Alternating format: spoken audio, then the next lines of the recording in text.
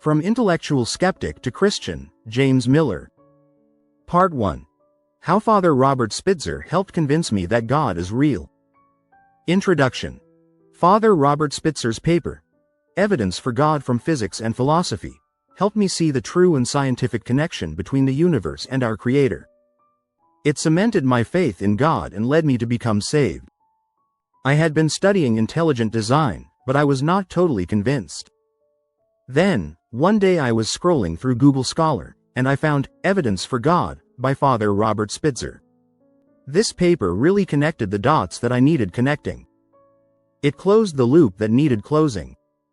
The 50 years of skepticism I had been using to keep myself away from God, despite declaring my belief to the world, was over. Evidence. Father Spitzer starts by explaining what science can tell us and what it can't tell us concerning the beginning of the universe. He says, first, unlike philosophy and metaphysics, science cannot deductively prove a creation or God. This was an important statement to me, as I believe God to be the first cause who lives outside of our physical universe. So, he had me hooked right out the gate. Continued. So what can science tell us? It can identify, aggregate, and synthesize evidence indicating the finitude of past time in the universe. Wow.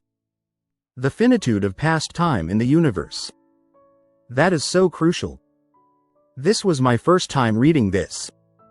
I was wondering, how can he be so sure of this finitude? Continued. Monseigneur Georges Lemaitre discovered the Big Bang Theory in 1927. Lemaitre solved the problem of how the recessional velocities of distant galaxies could be greater than those of nearer galaxies. Lemaitre theorized that galaxies were not moving in fixed Euclidean space, but rather that the space between the galaxies was stretching and growing, which might be analogized by a balloon being inflated. I had heard this explained many times, but I never knew what it meant in relation to the beginning of the universe. If it had a beginning, then the possibility of a creation event came into play. This frightened scientists. Continued. Why, else, does Lemaitre's theory have such a consequence? If the universe truly is expanding as a whole, irrespective of whether it expands uniformly like a balloon or not, it must have been less expanded in the past, and even less expanded as we go further back into the past. Today there is only a finite distance between galaxies, and so we know that the universe could not have expanded forever in the past. All the points must have been arbitrarily close to one another at some time in the finite past. If the Big Bang marks the initial expansion of the universe, then it could be the beginning of the universe. Father Lemaitre's discovery revolutionized science. And this knowledge helped connect a dot. But I was still missing a couple. However, I was about to find another.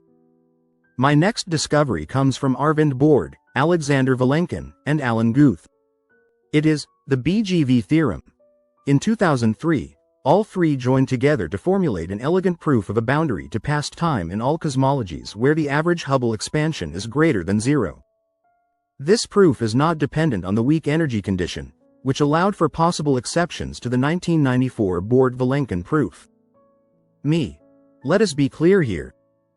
This theory is not only proposing a beginning and a singularity, but also saying that there is a barrier between this universe and anything outside it. Scientists have tried hard to create theories to undermine not only the Big Bang, but also the BGV theory. However, there are three consequences of the Borde-Vilenkin and Guth proof that make this difficult. 1. It applies to all universes and multiverses, including bouncing universes in higher dimensions, that have an average rate of expansion greater than zero. 2. It does not matter what the physics of a given universe or multiverse might be, so long as the average Hubble expansion is greater than zero. 3. Since there is only one condition for the proof to work and it functions independently of the physics of any given universe or multiverse, it will be very difficult to disprove. Continued.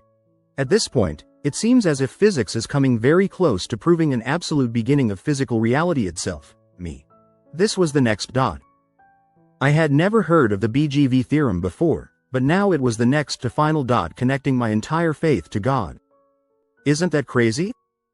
It even disqualifies bouncing universes and multiverses as a possibility. You don't hear about that often, even though scientists widely accept it as a theory. Continued. If a beginning of physical reality is a point at which everything physical, including mass, energy, space and time, and physical laws and constants, came into existence, then prior to this beginning, all aspects of physical reality would have been nothing. This encounter with nothing brings us into the domain of metaphysics, which many physicists have unwittingly entered because of the strong evidence for a beginning of physical reality. Stephen Hawking claimed that spontaneous creation could occur from nothing, because of the law of gravitation and M-theory. Dr. William Lane Craig suggests, as metaphysicians since the time of Parmenides have recognized, from nothing, only nothing can come. Me. Bam. At this point, I was so close to connecting my final dots. Part 2.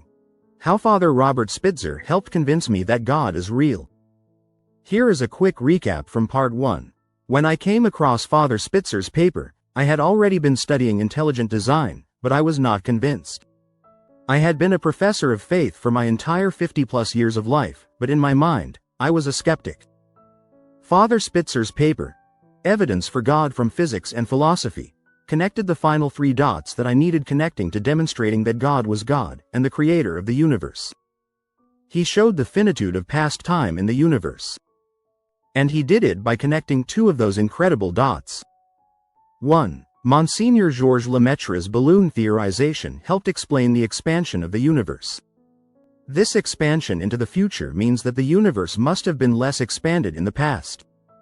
We know that the universe could not have expanded forever in the past. So, if the Big Bang marks the initial expansion of the universe, then it could be the beginning of the universe. 2. The BGV theorem then proposed a beginning and a barrier between this universe and anything outside it. This barrier shocked me. It meant nothing physical could enter or exit the universe.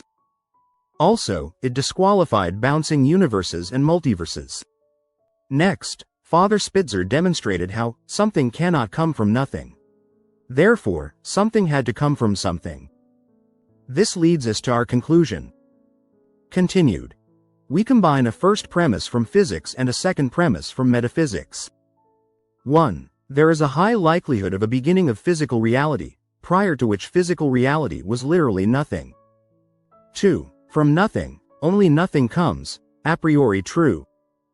Therefore, it is highly likely that the universe came from something which is not physical reality. This is commonly referred to as a transcendent cause of the universe, or a creator. Me. That narrowed our choices all the way down to a creator. This was my final dot. Exciting, right? Imagine my heart racing.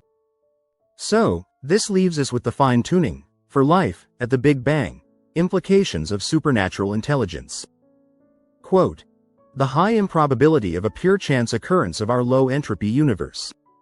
A low-entropy universe is necessary for the emergence, evolution, and complexification of life forms. Roger Penrose calculated the small probability of a low-entropy universe as 10 to the power of 10 to the power of 123 to 1 against me. Well, entropy gives us our arrow of time. It has many philosophical and theological implications. The message is, entropy is here intentionally. Continued. The high improbability of other anthropic conditions, based on cosmological constants. Cosmological constant is a number which controls the equations of physics, and the equations of physics, in turn, describe the laws of nature. Therefore, these numbers control the laws of nature. Some examples of constants are the speed of light, Planck's constant, the gravitational attraction constant, the strong nuclear force coupling constant, the weak force constant, the rest mass of the proton, rest mass of an electron, and charge of an electron and proton. There are several other constants, but the above constants are sufficient to show the fine-tuning of our universe. 1. If the gravitational constant or weak force constant varied from their values by an exceedingly small fraction, higher or lower, 1 part in 10 to the power of 50, then either the universe would have suffered a catastrophic collapse or would have expanded too rapidly, both of which options would have prevented the emergence and development of any life form. Me. Less than 1 part in 10 to the power of 50.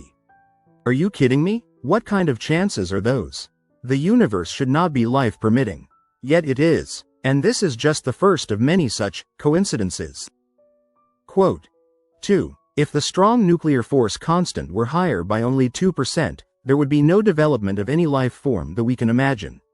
If, on the other hand, the strong nuclear force constant had been 2% lower, then carbon-based life would not have formed.